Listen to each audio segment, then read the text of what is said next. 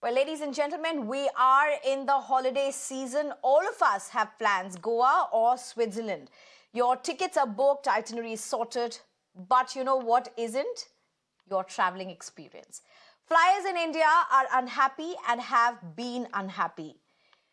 There have been headlines for the past several weeks, for that matter, about air turbulences, about flight delays, about cancellations, about how people have been waiting at the airports without any information at all. The list just goes on.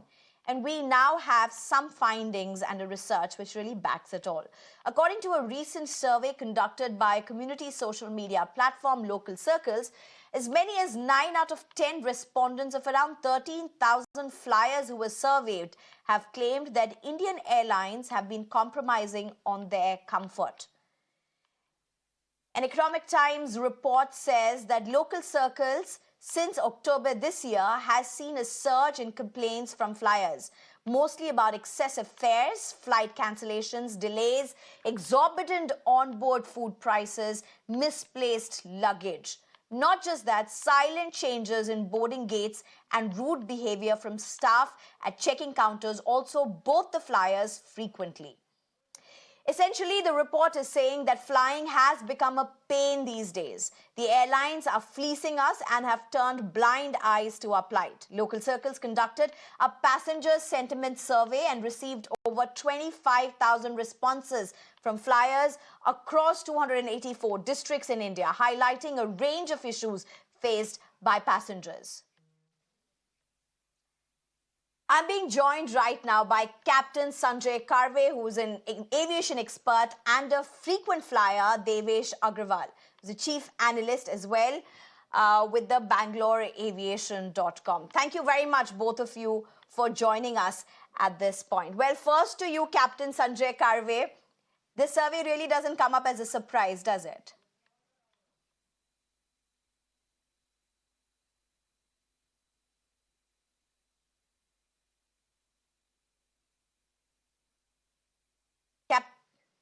Captain Sanjay Karve, if you can hear me.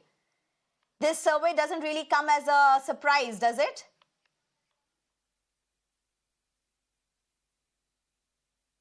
All right, I think we have some issue at that point. We'll just get to Devesh Agrawal. Devesh Agrawal, are you caught by surprise with what this survey is? I mean, the discontent among flyers in India has been very evident for a very long while. Firstly, thank you so much for having me on your show. Yes, I will say that it is not surprising at all. Uh, I'll be honest with you. Let me give you two or three practical examples without me naming an airline. There's an airline that has less than half its sanctioned fleet flying. So obviously, it does not have the ability to maintain the sanctity of its schedule. But yet, the DGCA blindly accepts the schedule they file and gives them the landing slots, the takeoff slots. Nobody has done anything about it. The Ministry of Civil Aviation has a document called a passenger charter. That passenger charter has got so many loopholes, that it is really not even worth the paper it is printed on.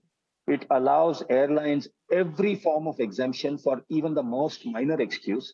And it says the airline should give you this compensation, this compensation, this compensation, but it really does not specify a time frame within which that compensation is to be given. And if it doesn't give the compensation, what is the penalty? So that, it is literally, I call it, like a Hawa Mahal. Sorry for the pun, but just like we have a facade in Jaipur called the Hawa Mahal, we have this facade called the passenger charter. It is basically put there just as a showpiece. As long as airlines do not feel right, that they will be punished for, wronging their passengers, nothing is going to change. And at the same time, we equally are to blame. We always keep chasing the lower fare. This airline that I mentioned that doesn't have the sanctity of its schedule still has one of the highest passenger load factors. Why are people booking if they are not sure that it will fly? So it just goes to show that many of our passengers are still very ignorant of their Fair rights. Enough. They are not making the right decisions when it comes to selecting airlines fares, and many of these airlines have paid up options for more comfortable seats. Okay, You fair can enough, sir. Let pre-buy me your just get in meals on Captain board. Sanjay Karve at this point. Sure, Right, sure. I'll get back to you. So let me just get in Captain Sanjay Karve for the initial comments at this point. Captain Sanjay Karve, you know, just because one is traveling economy, just because one is traveling low fare, doesn't really mean that you can be given substandard services. And most of the airlines in the story around that has become just that. Now, my problem is economy travel is no longer economy travel. The fares have skyrocketed multiple times over the last 1 year, and that's been an exorbitant increase. Okay, I agree with that. But there's another side to the story.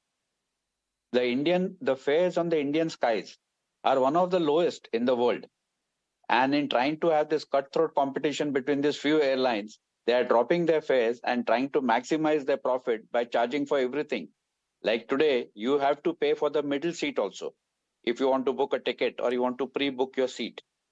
Now, coming to the point of an economy class passenger being treated differently vis-a-vis the business class passenger, I don't agree. If you are traveling by Rajdhani by AC first No, class, no, you are no, paying no, no, no, practically the Captain, same fare. Sanjay Karve, I'm not saying the difference between economy and business class. I'm just saying the way the passengers are treated just in the economy class. We've had an instance of how a mother who was breastfeeding was not allowed to sit in the premium seat in the front. Despite she was allocated and she was asked to go right back. Now, these are things that are completely unacceptable at so many levels. No, this I agree. A breastfeeding mother or a lactating mother who has pre-booked, the catchword is pre-booked. More often than not, when it comes to that, the Indian psyche is such that I will board the aircraft and I will request a passenger to move back. Means I'm sorry, I am an hardcore Indian, but that is how our psyche is. We don't want to spend that additional 200 rupees to pre-book a seat for my convenience. I work on the sympathy of the fellow passengers. And at times you may land up with passengers who are adamant, who would say that I have paid for this particular seat and I wouldn't like to change. And in such a case, the cabin crew is helpless. They really cannot force a passenger to change a seat. I do agree that the economy class passengers today are treated like what Mr. Tharoor once upon a time very famously said, cattle class. But aren't we paying the fares in the same category? So don't you think we are getting what we are paying? No, sir. We are paying a I fare. really don't. No, sir, come on. I mean, if you look at the spike in prices, just about international travel as well, the way the prices have shot up. Now, you're talking about that. Let me also just get back at this point, Devesh Agrawal. Devesh Agrawal, now imagine this, a airline which is traveling, say, international sector vis-a-vis, say, Dubai to a destination in India, has way different services standard. What you would, the kind of comfort that you would find in the airlines, the seats, the mannerisms, everything. There's so much of difference, and particularly if you're, say, traveling a European sector, a US sector vis-a-vis, say, a Middle East to India. Okay, we seem to have lost Devesh Agrawal. Captain Sanjay Karve, do you want to respond it? If you just Yes, I compare no, I the I tend sectors to I which tend to agree. the No, I airlines tend to fly. I tend to agree with you. If you're flying, let's say Delta or a Lufthansa from US into India, the aircraft that you get from US into Frankfurt or Munich and the aircraft that you get from Frankfurt into Mumbai, the quality of the interiors and the quality of the service is way different. There's no comparison between that. You can easily make out that even international airlines So today what should treat change, India Captain Sanjay differently. Karve? What should change? What should change? What should change? Why should we be treated like this? I mean, what should change for this to change? Yes, this is where the regulator and the government has to step in. As an individual passenger, if you see the European passengers have a lot of rights if they are delayed. Now, there is a car issued by DGCA talking about compensation to the passengers who are delayed or who miss their flights or are deboarded.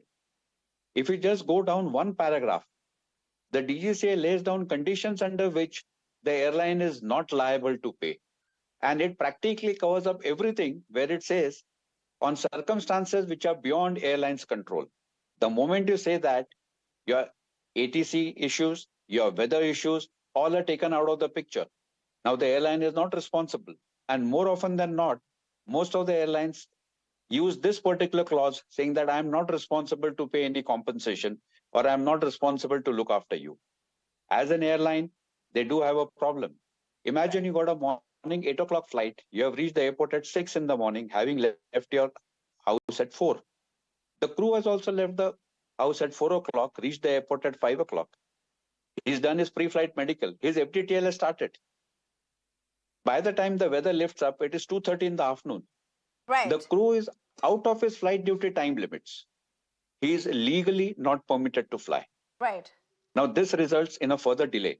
Now, here the airline is not really responsible for this. This is something which is beyond the airline's control. And so, obviously, the airline uses that particular clause in the DGCA regulations, which says that any condition which is beyond or normally beyond airline's control, the airlines is not duty bound to compensate the passenger. All right, Sanjay Karve, Captain Sanjay Karve, thank you very much for joining us. Just to give an example of what he was talking, I was just talking to one of my friends and we were trying to get her on board today about how they were just stranded in Goa or just about yesterday, and there was no information from the airlines at all. There was nothing which was being told to them. One staff was delegated there who was not giving any information. Hopefully, this will change very soon and the Indian traveler will be treated with more respect because fares are not really very cheap.